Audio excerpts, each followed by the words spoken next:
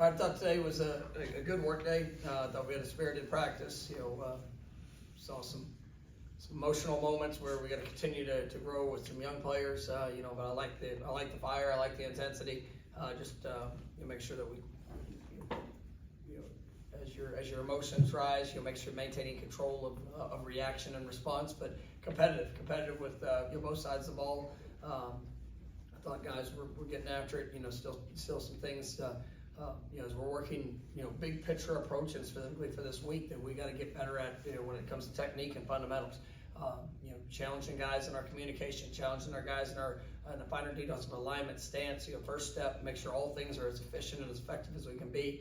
But I think last 2 days have been good work days, and obviously we're excited for this week and the opportunity, the last home game that we get to play, and it means a lot. And to see guys.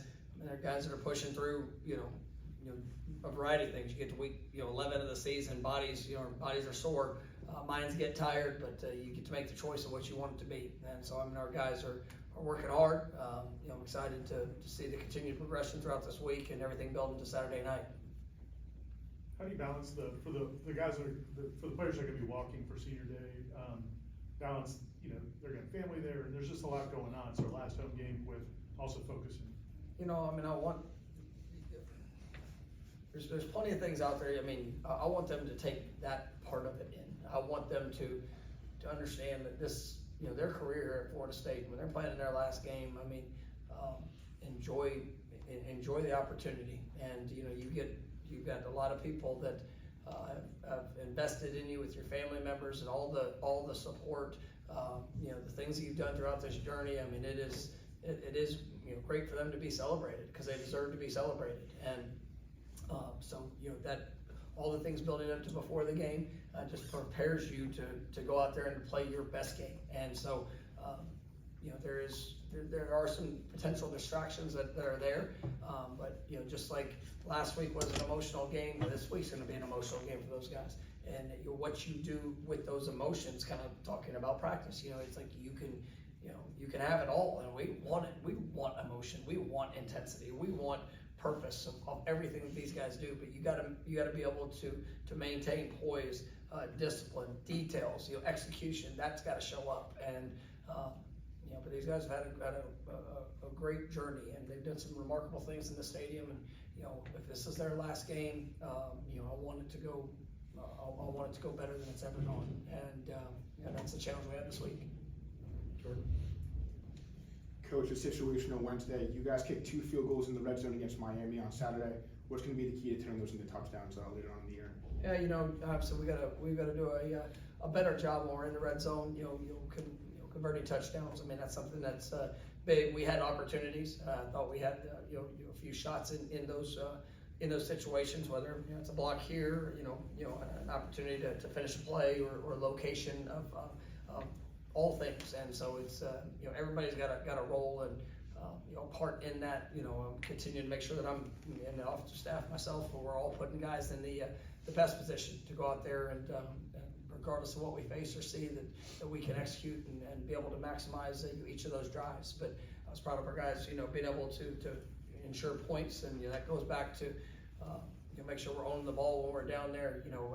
Ryan's done a great job, and every point matters. But there's sometimes we're going to be aggressive, like the week prior, and we went for it in the 4th down situation, but unfortunately didn't get it. And we've got to go out there and we got to make sure that when we're in that area of the field that we're playing our best. And we got good work of that again today. And I think our guys are they understand it. Now it's time to go do it. As long. Coach, how do you handle guys that haven't exhausted their eligibility on senior day, or do you just keep senior day just for senior? No, there's some guys that it's so different, for these couple of years with COVID, and guys that have eligibility. And last year, Tatum, he was a part of senior day and had the opportunity to be able to come back, and grateful for that. And so it's that we'll have some guys that will participate in senior day that some of them that I do expect to be back. And so it's just we'll see how it all plays out. And but if you get a chance to celebrate somebody's career journey, what they've done, the graduating, have opportunities, it's all part of it. Ira? You've talked about Jarrian and how positive he's been in the program this year. Speaking to him a little bit, he talked about how when he first got here, what a culture shock it was for him and how difficult it was early on. Like you've talked about how far he's come, but I guess back then, like how did you guys break through with that? I think it's just consistency. Helping, for a young player and even sometimes for an old player, just the understanding of what they can do, what they can accomplish, how much is out there for them. And, every player that probably played the game or, especially at this level, they all think that the NFL, and that's the next step, and this is what's going to happen. But the steps necessary to do that, when everybody desires something, it's going to come down to the finest of details. It's going to come down to the willingness to work, Jarrian's always been he's been a worker, that there were sometimes that, he would allow certain things to distract him, when it came to the finer details of it at the beginning of the journey. And, as he's seen and he's had good moments, and as he's seen and had some bad moments, the way that he responded to that, the way that he, continued to pour into the chance that he had, and obviously this career that he's created. I'm proud of that progression as much as anything else, because now he's the one that's saying, he's telling the younger guys, yes, this is hard. It's challenging. You might not understand it right now. Just watch the consistency of it. And that's the responsibility we have as coaches too. That we're going to say this is the standard, and this is how we need to operate. And this is what we need to do. We got to make sure that we are pushing you guys to that, and we're celebrating guys when they hit it. Because you could sit there, and you think about accountability. Well, like people think of that as like, well, I'm going to hold you accountable. I'm going to get on you every time you screw something up. Accountability is celebrating it to the elite level when it's done right, and to be able. And that doesn't always mean. Go back to that. Hard work doesn't guarantee success. Right? You can work your butt off and get beat, but you can celebrate the work, and then you can learn the lesson from the experience. And so, that's where when these guys come in, and Jarrian, he's I love him. God, it's so much to watch his journey, and he's pure, and he wants it now, and you see the ups and downs that he's gone through, and just like that to see him taking those steps and now being a true leader of it. It's why I coach. Come to Brendan over here on your left. When you have young guys like true freshmen make impact plays on special teams, whether it's directly, indirectly, then you see them build confidence. Like how rewarding is that? And I guess how close do you pay attention to body language the week after a good performance on special teams? No, every play matters, and that's where I tell there's probably not a whole lot of players that come in and at the very beginning think about, I can't wait to be this special teams player. I can't wait to be the left guard on our kick return unit.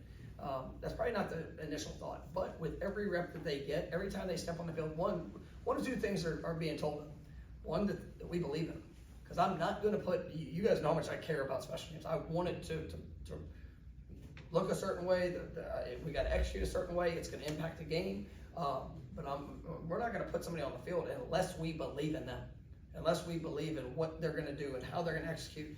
And so when you get an opportunity to get out there and to have a chance to make a play, that's your opportunity.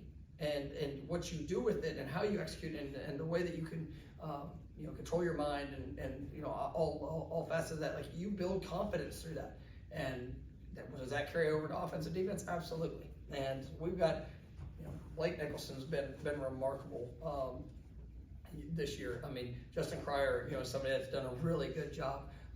Donnie Hybert, I'm just telling you, that guy's going to be a lot of fun to watch for these next few years. And he came into this program as a walk-on, and probably not a whole lot of people were talking about celebrating him. Go watch his special teams play. That guy's an absolute stud, and he's made a great impact. Conrad, Conrad's doing stuff on your defense as well. But you sit there and you go through it, and whatever the journey is, that sometimes is a start for players, and they carry that positive performance. I know I talked about Dre the other day, and they take that positive performance and now continue to pour into every other area of what you do, and I think it is a real positive effect. Feel good? Thanks, Coach. I get a little lengthy.